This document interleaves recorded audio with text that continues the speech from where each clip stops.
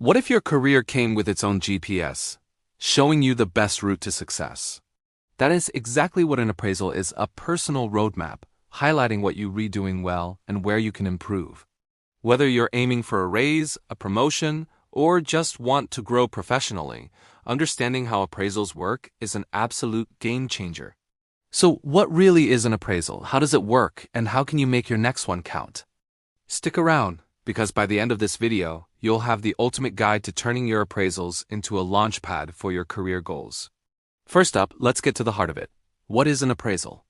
Think of it as a one-on-one heart-to-heart about your work.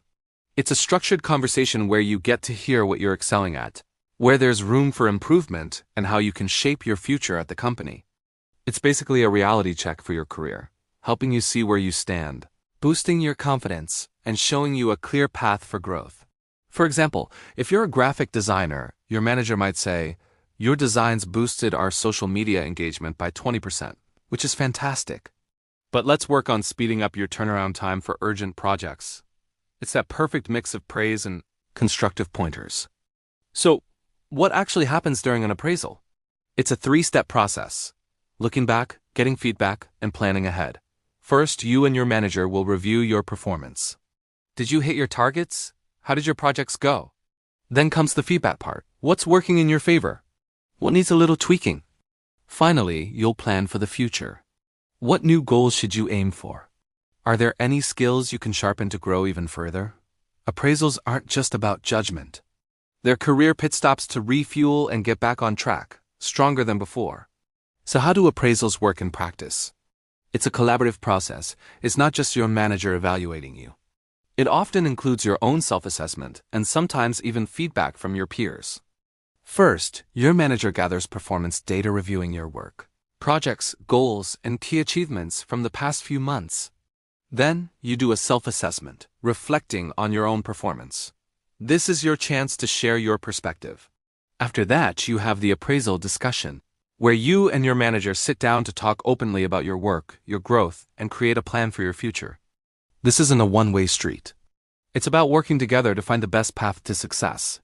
Now, why do companies even bother with appraisals? They serve several key purposes. First, they evaluate performance objectively, giving a clear picture of your strengths and weaknesses. Second, they provide constructive feedback, which helps clear up misunderstandings and align expectations.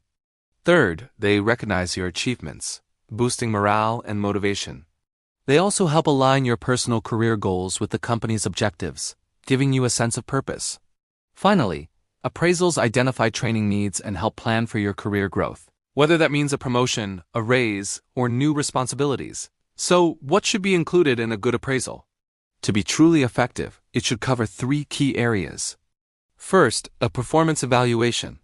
This highlights your specific successes and identifies areas for improvement with actionable feedback. No vague comments like, "improve communication" allowed. Second, it should assess your potential. Is you ready for more responsibility? Recognizing your potential is a huge motivator. And third, it needs to identify your limitations, but in a supportive way. It pinpoints weaknesses, like missed deadlines, and then offers solutions, like training or mentorship, to help you overcome them. This makes the whole process feel constructive and forward-looking. Did you know that appraisal systems aren't one-size-fits-all? There are several types. The 360-degree appraisal gathers feedback from everyone: your boss, coworkers, and even customers for a well-rounded view. The management by objective, or MBO, approach assesses your performance against specific, pre-agreed goals, which is very fact-based. The trait-focused checklist evaluates personal qualities like reliability and initiative. The narrative method involves writing detailed statements about your performance, which is personal but can be subjective. The ranking method rates employees against each other, which works in competitive fields. And finally, the self-evaluation system, where you assess your own performance, empowering you to take ownership.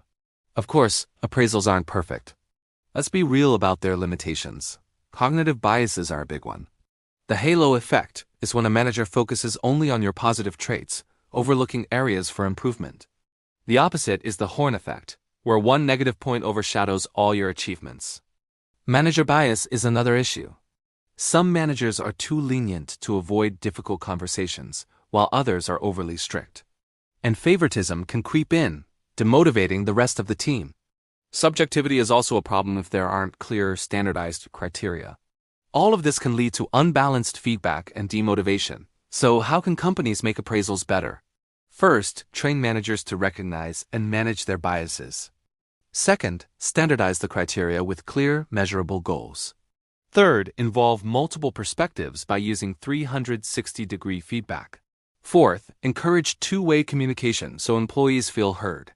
And finally, ensure feedback is balanced, highlighting both strengths and areas for growth. By addressing these challenges, appraisals can become a truly empowering tool for everyone. To wrap it all up, let's talk about some best practices for the appraisal meeting itself. Managers, do prepare. Be specific with your feedback and listen actively. Don't rush the meeting or make it a one-way lecture. Employees, do come prepared with your own self-assessment and examples of your work. Be open to feedback and ask clarifying questions. Don't get defensive or be passive. Remember, this is a dialogue, not a verdict. So an appraisal is far more than just a formal review. It's a vital checkpoint in your career journey, a chance to reflect, realign, and recharge for the future. Embrace it as an opportunity for a meaningful conversation about your potential and your goals. Use it to shine, refocus, and take charge of your career path. Thanks for watching. We hope this guide helps you conquer your next appraisal. If you found this video helpful, please give it a thumbs up, subscribe to our channel, and hit that notification bell so you don't miss our next video. See you soon!